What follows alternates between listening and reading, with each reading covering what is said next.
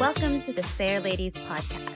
This is where Asian American Pacific Islander women carve out their own space in real estate and shake up the status quo.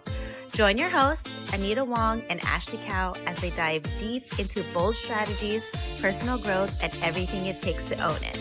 From building wealth to boosting confidence. Let's jump in.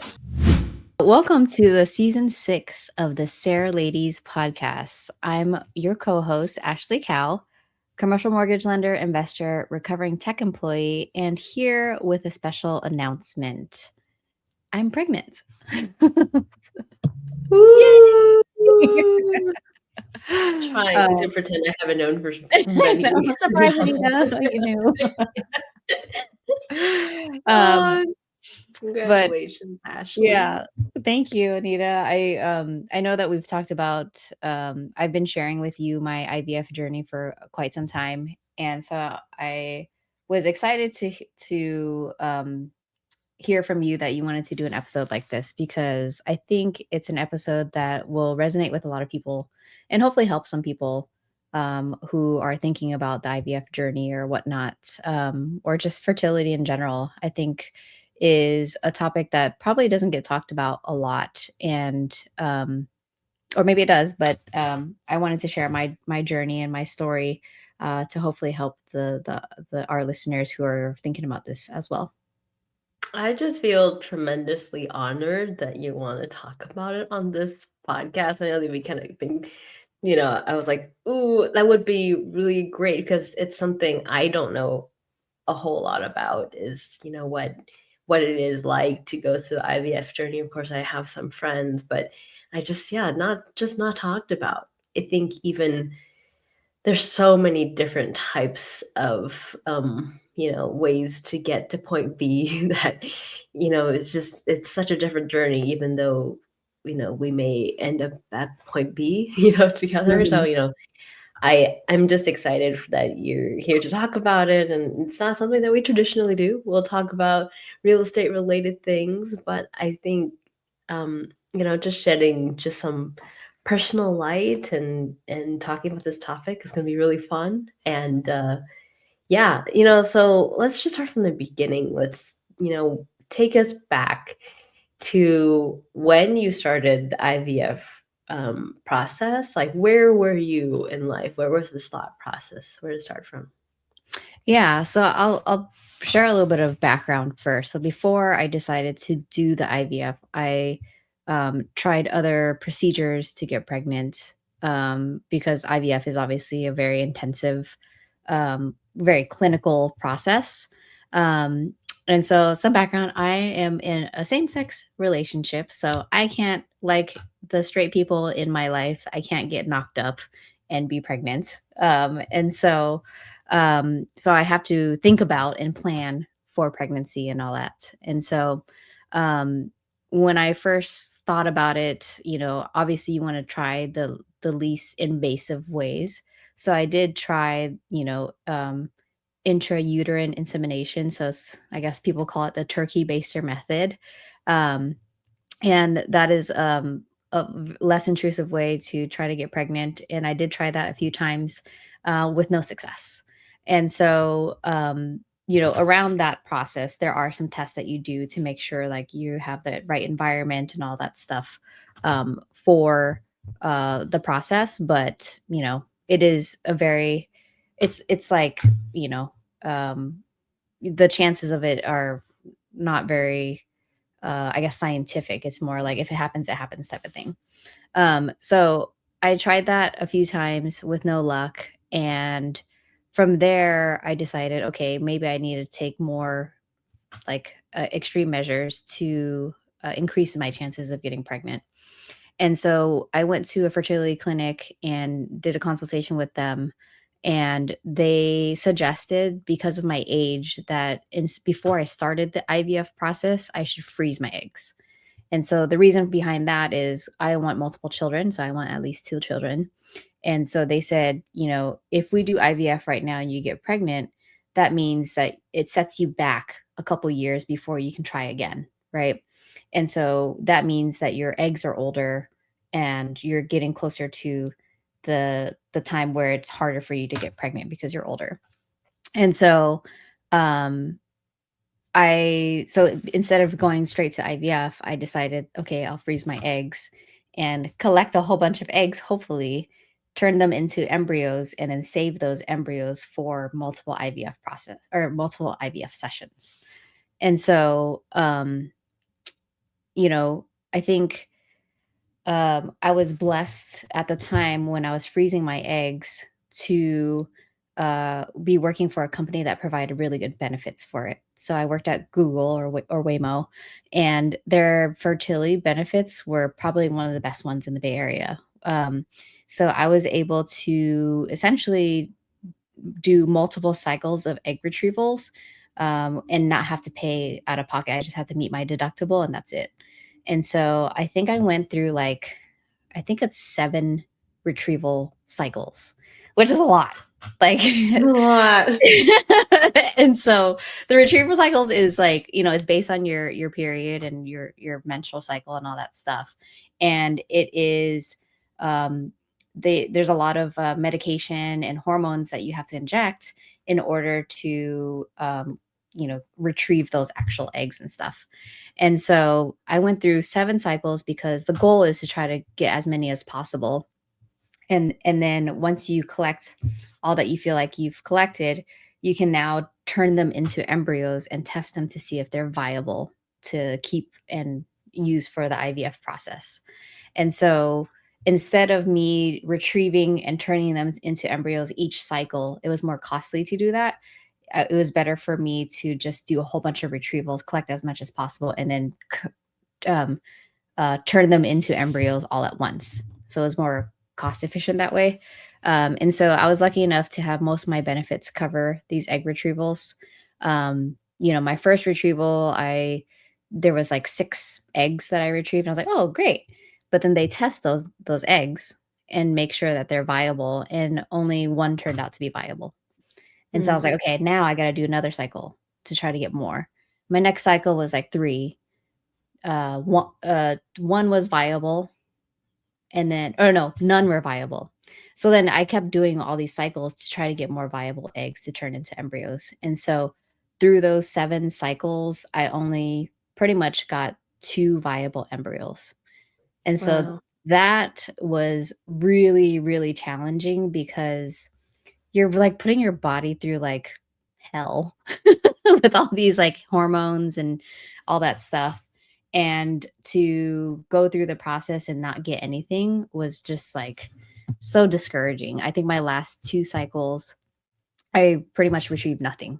And so that was my signal to me where it's like, I think that's it. Like my body's telling, this is all you got. So like work with. Mhm. And so yeah, through all those retrievals, we turned what we could into embryos, and of those embryos, 2 were remaining, and so 2 were essentially frozen and kept. And so then at that point, my doctor knew that I wanted at least 2 kids. So I have 2 embryos right now.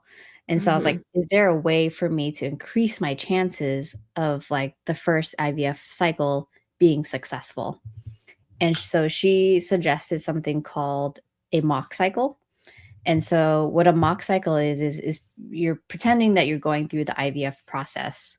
And instead of doing the embryo transfer into you, uh, they instead do like a test, like a kind of like a biopsy to determine if it was the correct window. Like if we had put the embryo, if we had transferred the embryo, would it have implanted and stuck?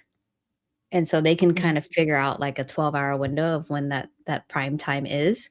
And so the first mock cycle that I did, um, the window that we selected or that we did the mock transfer was not the right window. So if I had transferred my embryo, it wouldn't have stuck.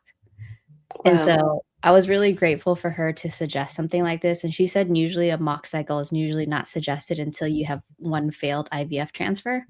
But Mm. because of my age and the number of embryos that I had, she's like, I think this justifies that we can do the mock cycle um, instead of doing the actual transfer. So Um, so that's kind of, in a nutshell, the journey that I've had so far, um, of just kind of like the different steps that I had to take to get to the IVF process. But typically, most fertility clinics are like, oh, see if we can try less invasive ways before you get to the IVF because that's, more intensive and all that stuff. So, Wow. And I think that, that when you began this journey, this was, you said 3 years ago, right? I mean, the hmm IVF journey by itself, I mean, the stuff before that was even longer before hmm that. You were hmm kind of just you were on your own on this. yes, yes. Yeah. So, I knew I wanted to have kids for sure. And so, and I knew there's a time frame that you have to do it because our body clocks, have a limit. And so I was like, okay, well, I'm gonna do this even if I'm in a relationship or not. And I started off the process well, without, it not being in a relationship and ready to be like a single mom and just doing it on my own and stuff, but also blessed enough to, I have a partner now and we've been together for, over 3 years and, I the first time we connected, I was like, "Hey, by the way, I'm trying to get pregnant." So, like, it was like, straightforward, Wow. upfront, like, "This is where I'm at, and I'm not trying Yeah. to waste your time, don't waste my time," type of thing, so, yeah. Yeah. And how did she take it in the beginning? Uh, I mean, I think it definitely took her off guard at first, but I think for her, she's always wanted children too.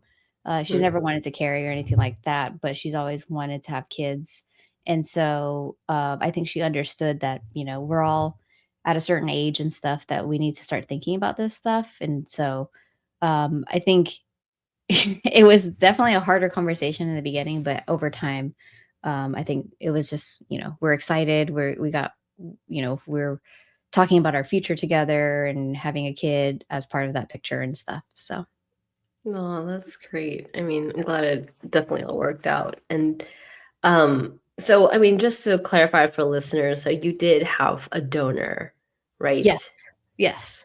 Oh, and I guess a little bit of background on that. So, when I was initially looking for a donor, I was looking into like sperm banks and getting an anonymous donor essentially. And so what they usually share with you is very basic information like the height, the ethnicity, eye color, stuff like that, but not much about, personality or anything further than just physical attributes. And so that kinda, like, freaked me out. I was like, "Who is this person?" Right? And then on Mhm. top of that, I found out that, the regulations are pretty loose. And so what I mean by that is, say, for example, if a donor comes to a sperm bank and provides his sperm or whatever, he can do that multiple times, and then that sperm can go to multiple women, and they don't really track that. And so my fear was, like, if I had a kid and then my kid met another kid, like, what if they're siblings and I don't know it, right? Because it's coming from the same sperm or whatever. And so that, like, kind of freaked me out also. And so I was like, "Okay, what are my other options?" And so I'm lucky and blessed enough to have one of my friends from over, 15 years. He was kind of following my journey and all that, and he pretty much offered, he's like, "Hey, like, if you really need, like, a donor, I'd be happy to be the donor for you because, I am not planning to have children and I just wanna help." And he's always just been a very generous and honest guy. Um, and so when he offered that, I was just like it was such a weight lifted off my shoulders because I just didn't know what direction I was gonna go that I was comfortable enough in. And so Mhm. so yeah, he's a known donor is what they would call it. So Wow, that's awesome. And by the time this episode comes out and you'll find out and we're actually having dinner tonight, so I'll tell him tonight. So so okay, so now that you've so do you feel like this whole process you kind of like was there any part of it that felt easier than you thought you would be or harder than you thought it would be? um, so the easier part surprisingly to me, was actually doing the actual shots. Because I was like, "How am I gonna inject myself with something every day?" Right? And so that was, like, really in the beginning, I was like, "Oh my god, am I gonna be able to do this?" Right? Mhm. But then you just kinda do it, and just, like, over time, you're just like, "Okay, it is what it is." Um, you know, I think the harder part was getting the results. Mhm.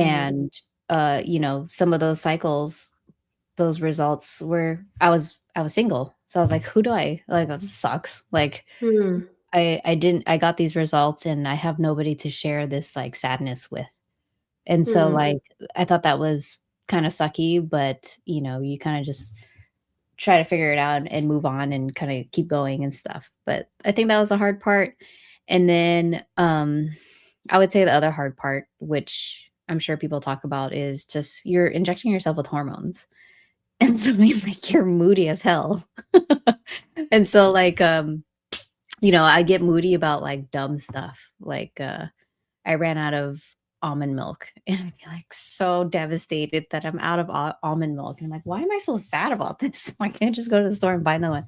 But, yeah, so I think the ups and downs of, like, the feelings and the hormones and all that stuff were also very challenging to manage for myself, and then, like, when I got together with my partner, she was like, you know, she also had to, like, deal with my moodiness and figure out, like, is it her or is it just the hormones that are making her like this? So, Mm. I mean, it's really incredible that you started this whole thing on your own, and I mean, that is devastating, to have, like, such heavy news in each cycle to kind of you don't know what you're gonna get, and not have to share the joy and also the loss with too, right.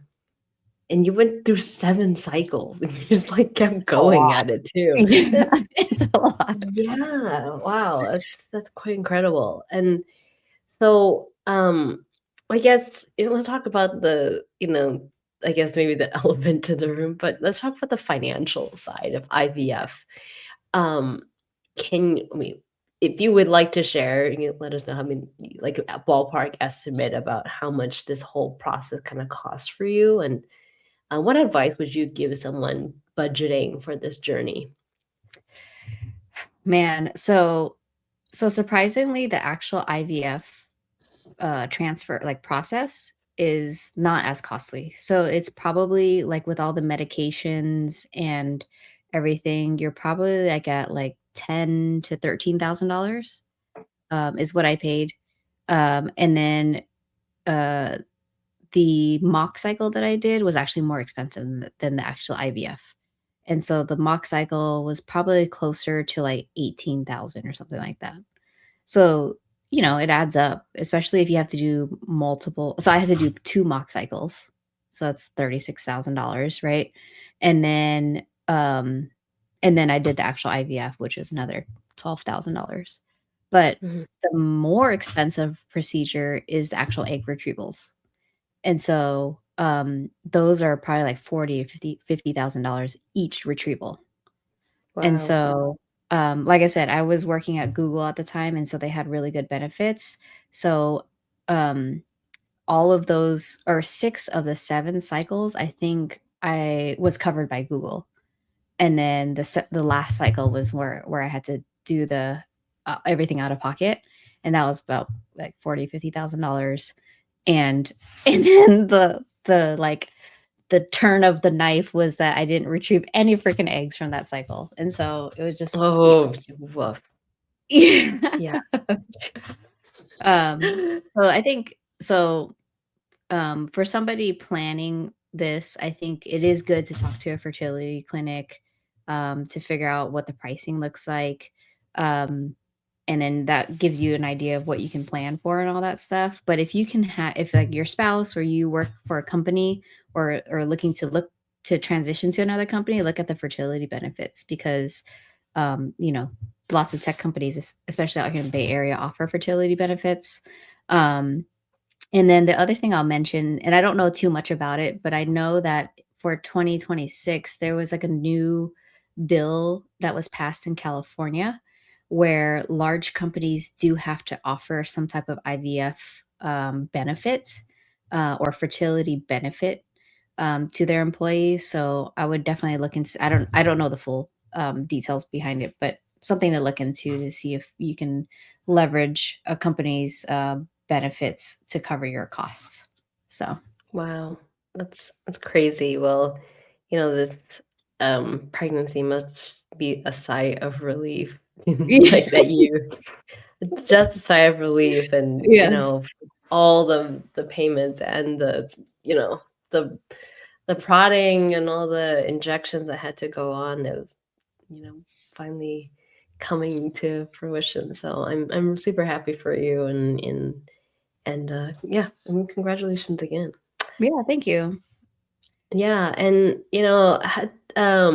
so I'm curious about how, I guess, you know, the pregnancy journey. I mean, of course, like, once you have the baby, it'll be a totally different thing. But how did the IVF process intersect with work and ambition, and where you kind of put your priorities? Um, so I think for me, because it was such a costly journey, like procedure, like financial costs and stuff. Um, I think one thing it just motivated me to work harder, right? It's like, Mm, what else can I do to earn more income so that I can support this whole journey? mhm, Um, and then I think it also really helped me. Um, so I think obviously there's the clinical part of it, but I think there's also the mental and physical part of it where like mentally you have to be okay with all this stuff and being okay with the ups and downs and all that stuff. And so I really made sure that I had a therapist and all that stuff so that I can deal with all these like feelings and stuff. Um and then I think that helped me with just performance in my other in my business, in my work and stuff like that, so that I can manage my feelings, manage my time and all that. And then the physical side is, I really wanted to make sure like I set up myself for the best possible uh outcome. So it really helped me focus on my health and just eating correctly and trying to just be healthier in general. Um, so that I create the right environment for everything too. So, mhm. Yeah. And do you think that changed the way that you're entering this pregnancy? Like, what about your feelings that you're currently in this pregnancy? yeah. Well, one thing I'll say is that throughout the journey, um, so one thing is that I probably didn't share much about my journey when I was in it.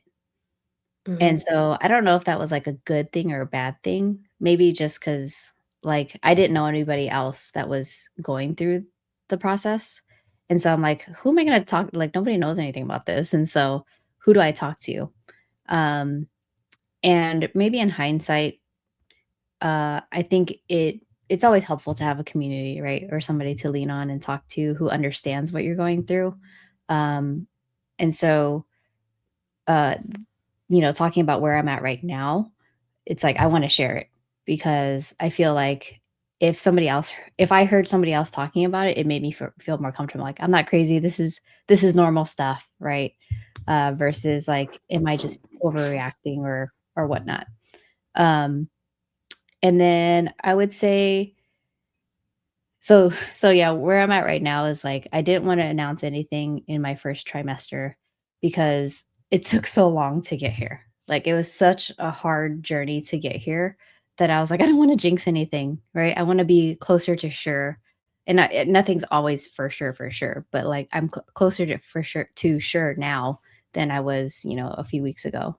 And so I think now I'm at the point where it's like I'm getting more comfortable sharing it versus trying to remain private and like worrying and all that stuff in my own head. mhm. Does it Yeah. make it feel more real, or I guess It it does, cause like, for the first few weeks, I was like, am I pregnant? I don't know. It's like it doesn't, but then your body starts going through all these changes and all that stuff. And so like it starts to feel more real as you talk about it more too. So, I mean, Mhm. I appreciate you, Anita, for, you've gone through this twice now as far as the pregnancy side. And so like to just have you to you know, be a sounding board or just share your advice with me. It has been just so helpful. And another kind of testament to like, we should share these stories and be able to like talk about it with other people just so that it just makes it easier and more, I guess, normalized or whatever it is. So, Yeah, absolutely. I remember when I, did went through my first pregnancy and was going through all the weird bodily changes and, shift and just everything just felt different. Like mhm. everything almost mattered and didn't matter anymore. And, just there's a lot of missed appointments. There's a lot of like, I'm sorry, I was just not feeling well. And also just a lot of like, things going through my own head about what this pregnancy or this new shift in life was going to mean and how would it impact my career. And I was just so happy to have the SARE ladies community, especially those that were doing the kinds of deals that I still wanted to do. I still held the ambition to do in my community because it felt like I didn't have to give up both ambitions, right? Even Mm. though I mean, that's how I felt for a time because, everyone's like, "Oh," once they find out you're pregnant, they're like, "Oh, you should slow down." They treat you like just like a fragile doll, you know? But then, dude, like, someone like Ashley busted ass for like 3 years. Like, like, no, we're not fragile. In fact, we're like just becoming something even, greater and more powerful, right? And like, you're gonna look through this time, like, you're gonna, look at your kid and just be like, "Dude, I had to go through 3 years." Most women have go through 9 months of pregnancy. Yeah, I had to do that plus, all the stuff before it, and it's gonna feel so much more precious to you, I think, and I'm sure that's kinda where you are at, but Yeah. yeah. It's like, it feels so, like, still so, like, delicate and stuff, and so, like, Yeah. um, I worry a lot and all that just naturally and so, like, uh, but I think also there's a part of me where it's just like, I try to push the worry away pretty quickly because Mhm. I do think it affects your physical body and all that stuff, and so I try to remind myself that, to your point, it's like, I've come a long way and I've put in the work and stuff, and so, just have to trust that, everything's working out for the right way and all that, so. Yeah, and I think your body is built for it, right? And Mhm. um, I mean, I think the whole pregnancy part, like, just being pregnant has proven to me that I can do anything because you're building a human and you don't even know how to, like, you're building eyes and nose and a neck and then, like all these things that they're gonna have, but you don't know how to build it, but they show up and it's Which is perfectly there. is It's still just is like still so mind-blowing to me it's that, like, mind-blowing. Yeah, it's well, so mind-blowing, and I'm just like, "How do I do that?" Oh, you already know how to do it. crazy. And so, I think that speaks to just, the power of women or, you know, so I think I'm super excited. Yeah.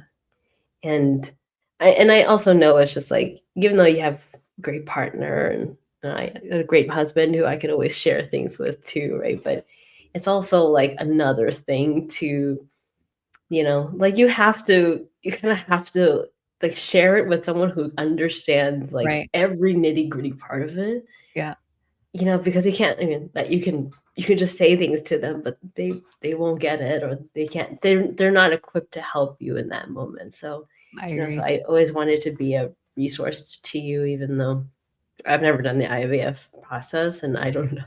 That sounds wow, it's just it's such an adventure, it's such a hill to climb. So, I mean, kudos to you for making this far.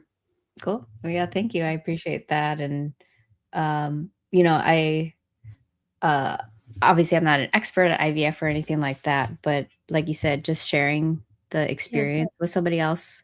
I have a friend who's going through the process too, and just sharing the experience, it's just yeah, it just makes you feel better. Like you're not doing it alone and doesn't feel Yeah. as lonely and all that. So Yeah. And, I guess maybe one last question for me. How do you feel like you wanna be supported now? um you know, I think so we just went to Vegas and I was telling my partner Cherish, I was like, Anita was so mom mode. And she's like, what do you mean? And she's like, she always made sure like I had food and like always checked in on me to make sure like my energy was there. Like, did I need a nap or whatever? And so I really appreciate just those small things. You're so very thoughtful throughout the whole trip of just like because you've been there before, right? And so it's like, you know how it is on your first trimester and like all the crap that you have to deal with and all that stuff. So, um, you know, and then one of my friends just dropped off like a care package to me today and she gave me some like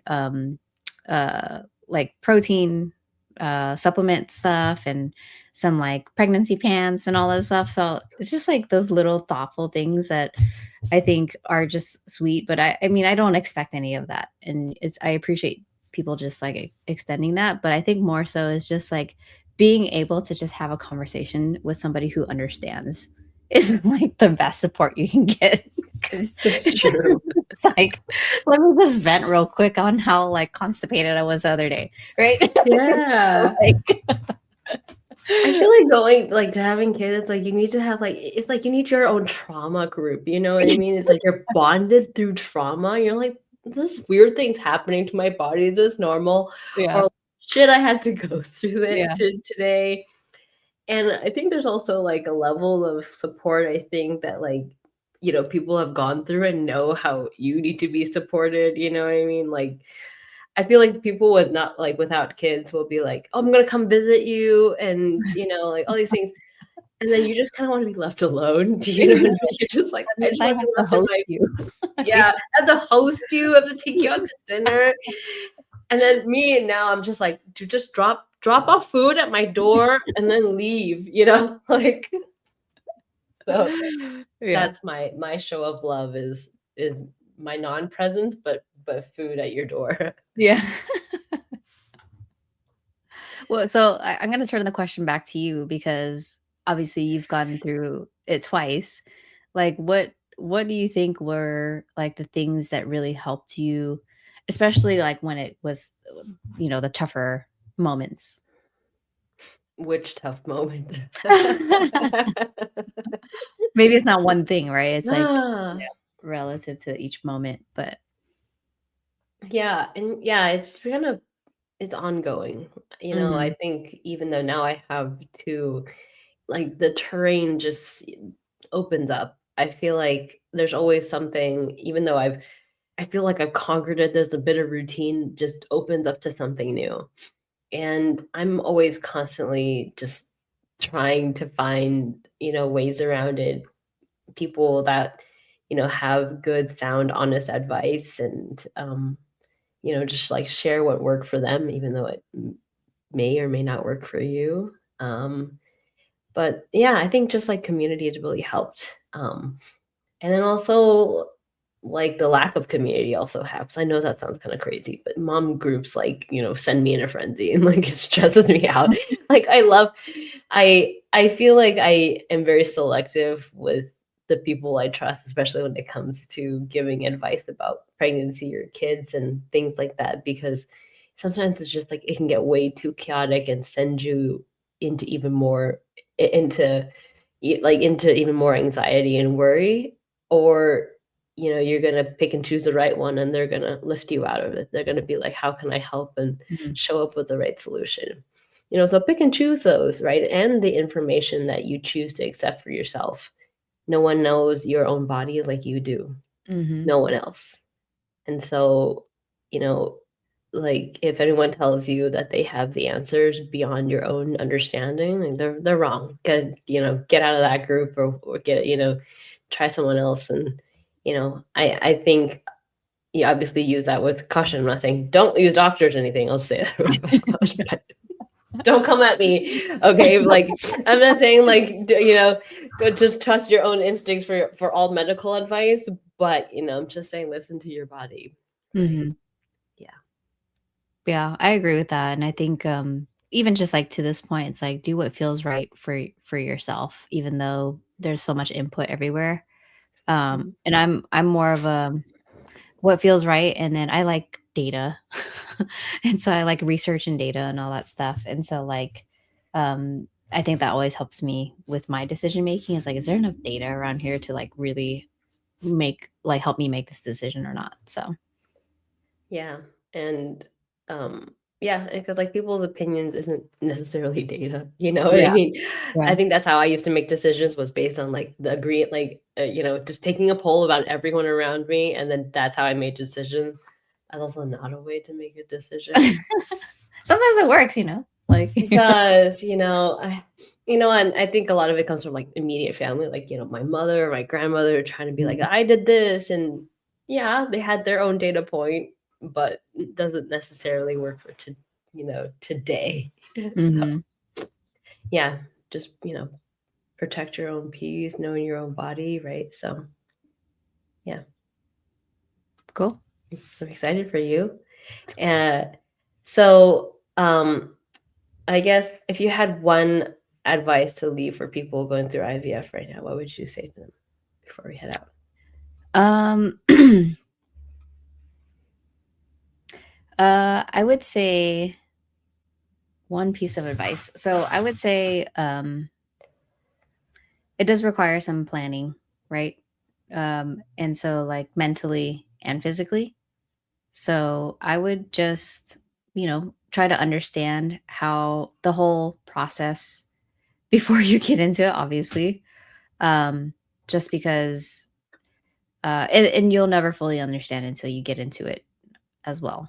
But I think some preparation is definitely useful. And like I said, like if you're comfortable sharing, find somebody who has gone through the process to be somebody that you can lean on as you go through it. Because as you mentioned earlier, like your partner can hear and listen, but they're not going through the actual process itself. And so it's hard to relate in certain conversations. And so if you can find somebody to have some type of understanding who's gone through it, I think will just take a lot of worry and lonely days off of your plate. So Hmm, that's nice. Okay, well, if this episode resonated, or if you want to just talk about the IVF journey, maybe with Ashley. Ashley, how can they find you? yeah, I'm on mostly Instagram, so underscore ashflow is my Instagram handle. So feel free to reach out. I can be that person if you want to talk about IVF stuff. So Oh, okay. Well, share it with a friend if you liked it. It'll help us reach more people. We'll see you next time on the Sarah Ladies podcast. Bye, friends. bye. Thanks for tuning in to this episode of the SARE Ladies Podcast. If you enjoyed the conversation, make sure to follow, share, and leave us a review. It helps more women in real estate find this community. And don't forget to connect with us at sareladies.com for more resources, stories, and support on your investing journey. Until next time, keep building, keep learning, and keep breaking barriers.